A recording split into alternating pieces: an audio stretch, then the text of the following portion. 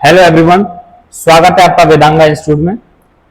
Ukraine और रसिया की जो लड़ाई तब से शुरू हुई, तब से रूस पर प्रतिबंधों की समझ लीजिए एक तरीके से बौछार सी होने लगी थी। दुनिया में सबसे ज्यादा प्रतिबंध अगर किसी देश के ऊपर लगे हुए हैं तो वो रसिया ही है।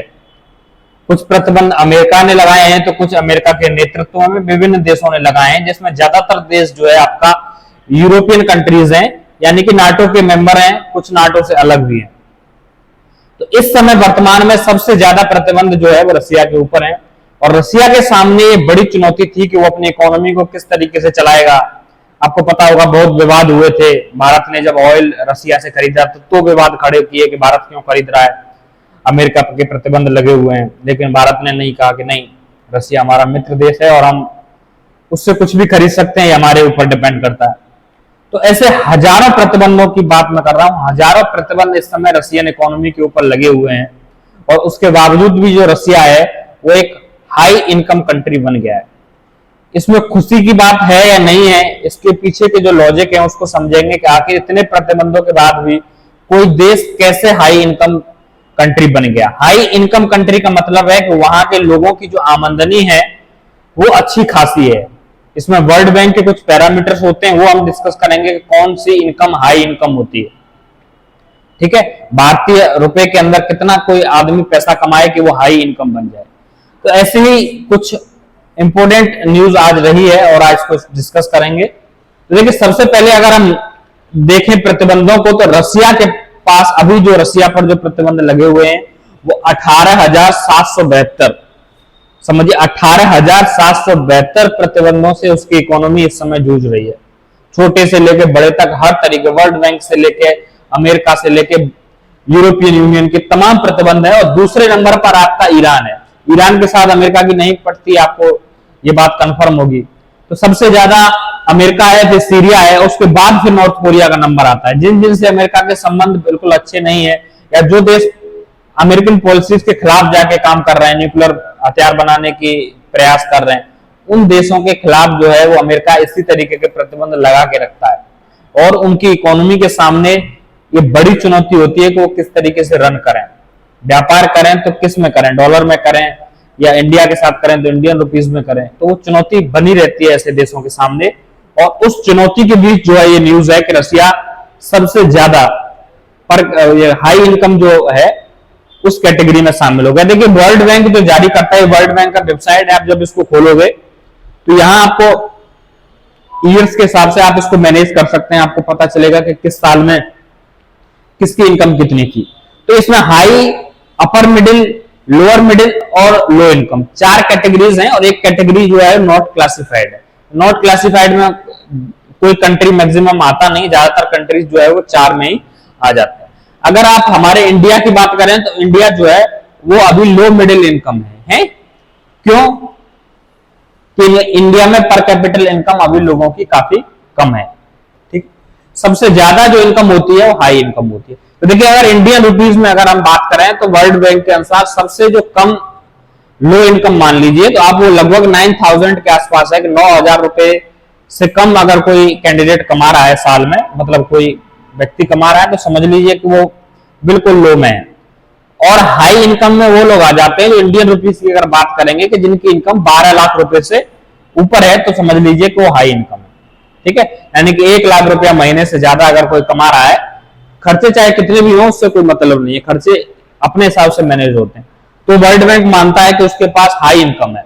कि पर कैपिटल इनकम की मैं बात कर रहा हूं कि जो देश की जीडीपी है उसको आप उसकी पॉपुलेशन से डिवाइड कर दीजिए।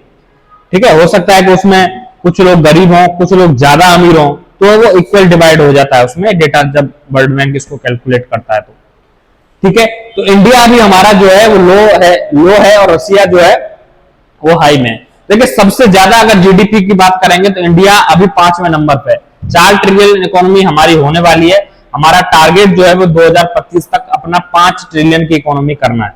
5 ट्रिलियन की इकोनॉमी के लिए सबसे पहले यूएस देख लीजिए, 28 ट्रिलियन से ज्यादा है, चाइना है 18 पर, जर्मनी है 4.5 आप समझ लीजिए, और इंडिया जो है, जापान है इंडिया से ऊपर 4.1, और इंडिया आ गया आपका 3.9, 5th नंबर पर इंडिया आ गया। लेकिन अभी पर कैपिटल इनकम की अगर बात करें तो अभी हम पर कैपिटल इनकम में थोड़े से पीछे हैं, अभी हम लो मिडिल में हैं, तो हमें इसको अभी इंप्रूव करने की जरूरत है। इंडिया में जो पर कैपिटल इनकम है वो लगभग आपकी 2.14 लाख रुपीस है, यानी कि एक आदमी एवरेज जो इनकम है वो लगभग पूरे साल की 2,14,000 रुपए के आसपास कहीं रहती है। ये इकोनॉमिक्स टाइम्स का एक न्यूज है, 2023-24 का जो डेटा है। अभी जो बजट आएगा उसमें हो सकता है कि कुछ नया देखने को मिले, लेकिन अभी तक जो है वो डेटा वो 2,14,000 रुपए के आसपास है। ये टोटल जीडीपी और हमारी टोटल पॉपुलेशन के कंपैरिजन में पर कैपिटल इनकम, यानी कि एक व्यक्ति एवरेज हमारे यहाँ इतना कमाता है। हो सकता है कि किसी की इनकम 1 लाख भी पूरे साल की ना हो, किसी की 10 लाख हो, तो उसको एवरेज करके कैलकुलेट जो है वर्ल्ड बैंक करता है। तो इंडिया में जो इनकम है वो लो है, ठीक है। World bank upgrade Russia high income country, ये वर्ल्ड बैंक ने ऑफिशियली किया है कि हाई इनकम जो है वो कंट्री बन चुका है। अब देखिए हाई इनकम कंट्री जो बना है रशिया, उसके रीजंस क्या हैं? क्या रशिया की इकोनॉमी इस तरीके से बूस्ट कर गई है कि उसकी पर कैपिटल इनकम बढ़ गई? देखिए आपको पता होगा कि जब भी किसी कंट्री के अंदर वॉर होता है, यूक्रेन के अंदर वॉर है, इजराइल के अंदर वॉर है, ठीक है, ये जो कंट्री जो पूरी तरीके से यूनाइटेड नेशन के मेंबर है, फिलिस्तीन की हम बात नहीं करेंगे क्योंकि उसके पास अभी सदस्यता नहीं है, अपने सोल्जर्स नहीं है। तो जब वॉर होता है तो क्या होता है कि मैन पावर की जरूरत पड़ती है, सोल्जर्स की जरूरत पड़ती है। रशिया में सोल्जर्स की जरूरत है, तो रशिया क्या कर रहा है कि सोल्जर्स को ज्यादा सैलरी दे रहा है, जो यंगस्टर्स आ रहे हैं उनको ज्यादा सैलरी दे रहा है ताकि वो सेना में लंबे समय तक युद्ध लड़ते रहें। तो ज्यादा सैलरी अगर लोगों के पास जा रही है तो पैसा लोगों के पास ज्यादा पहुंच रहा है, ज्यादा पहुंच रहा है तो क्या हो रहा है? पर कैपिटल इनकम बढ़ रही है। तो पैसा ज्यादा देने के लिए रशिया के पास पैसा कोई ऐसा नहीं है कि उसकी इकोनॉमी उसको जनरेट करके दे रही हो। अभी तक ऐसा कुछ हुआ नहीं है कि कोई बहुत ज्यादा कंपनीज या बहुत ज्यादा फैक्ट्रीज लग गई हो या उसका मार्केट बहुत अच्छा हो गया हो, ऐसा कुछ भी रशिया में नहीं हुआ है। ये जो बूस्ट देखने को मिला है हाई इनकम, ये इस वजह से देखने को मिला है कि रशियन जो गवर्नमेंट है वो अपने सोल्जर्स के लिए, अपने जो नागरिक जो सेना के साथ मिलकर वॉर में जाना चाहते हैं, लड़ना चाहते हैं, मदद करना चाहते हैं, उनको अच्छा खासा अमाउंट दे रहा है। इसकी वजह से उनकी इनकम क्या है, अचानक से बहुत तेजी से बढ़ गई है, क्योंकि इकोनॉमी में पैसा जो है सरकार की तरफ से डाला जा रहा है लोगों के पर कैपिटल इनकम के नाम पर।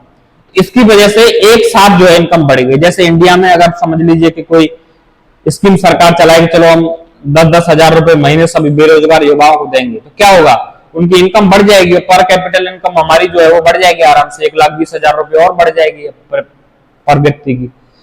लेकिन उस व्यक्ति के पास कोई रोजगार नहीं है, उसके पास कोई परमानेंट इनकम नहीं बढ़ी। ऐसे ही रशिया का है कि रशिया अपने सोल्जर्स को बहुत ज्यादा पैसा दे रहा है, जो सैलरी उस समय वो दे रहा था उससे कहीं बढ़ा के सैलरी दे रहा है, इसलिए उनकी इनकम जो है वो लार्ज स्केल पे इनकम बढ़ गई है। और उसी की वजह से रशिया की पर कैपिटल इनकम जो है वो एक साथ बूस्ट कर गई और हाई इनकम में दिखा रहा है। अब उसको बैलेंस भी करना पड़ेगा कि रशिया अगर पैसा दे रहा है अपने लोगों को, तो उस पैसे का कहीं ना कहीं से तो कोई सोर्स होगा, क्योंकि अंतरराष्ट्रीय प्रतिबंध इतने हैं, वर्ल्ड बैंक, IMF, तमाम तरीके के प्रतिबंध हैं कि वो बाहर से पैसा निकाल पाना बहुत मुश्किल है। चीन जैसे देश उसकी मदद करते हैं, भारत भी रशिया की मदद करता है एक मित्र देश के तौर पर, करनी भी चाहिए। तो अभी जो रशिया का प्लान है उसमें यह है कि वो जो टैक्सेस जो है वो रशिया के अंदर बढ़ाने जा रहा है। और रशिया का जो प्लान है, अभी तक जो रशियन सोर्सेस बताते हैं कि जो रिच लोग हैं, जिनके पास पैसा ज्यादा है, बिजनेसमैन है, उनके ऊपर टैक्स ज्यादा इंपोज किया जाए, न कि कॉमन या मिडिल क्लास या फिर लोअर क्लास के लोगों पर टैक्स जो है वो इंपोज नहीं किया जाएगा। ये हाई क्लास पर टैक्स इंपोज करके इस तरीके से अपनी इकोनॉमी को बैलेंस करना चाहता है। तो आज ये जो है अखबारों में काफी न्यूज थी कि रशिया की इनकम इतने प्रतिबंधों के बावजूद भी हाई इनकम कैसे बन गई। तो इसका एक छोटा सा लॉजिक है कि इकोनॉमी में ऐसा कुछ धमाल नहीं हुआ है, उसका एकमात्र रीजन है कि ये जो है ज्यादा पैसा देने की वजह से, ज्यादा सैलरी देने की वजह से जो है ये बढ़ गई। अब इसमें रशिया के लिए कोई ऐसे बहुत खुशी की बात नहीं है, क्योंकि जब उसकी इकोनॉमी बूस्ट करेगी, इकोनॉमी के अंदर की चीजें अगर ठीक ठाक होंगी, तो हो सकता है कि ज्यादा चीजों में सुधार हो। लेकिन हाँ, अब भी अगर पर कैपिटल इनकम बढ़ेगी तो लोग उसको पैसे को खर्च ही करेंगे, तो वो भी इकोनॉमी को बूस्ट करने में थोड़ा सा हेल्प करेगा। लेकिन ऐसा नहीं है कि इससे चुनौतियां रशिया की जो है वो खत्म हो जाएंगी। रशिया पर अभी भी 17,700 के आसपास प्रतिबंध लगे हुए हैं, और ये रूस के लिए एक बड़ी चुनौती है जिसको आगे रूस को लड़ना है। तो ये था पूरा लॉजिक इस स्टोरी का। सुबह से न्यूज में थी कि रशिया ने कैसे इसको इकोनॉमी को बढ़ा लिया। ठीक है, आज के इस वीडियो में बस इतना ही। फिर मिलेंगे आपसे एक नए वीडियो के साथ, तब तक के लिए नमस्कार।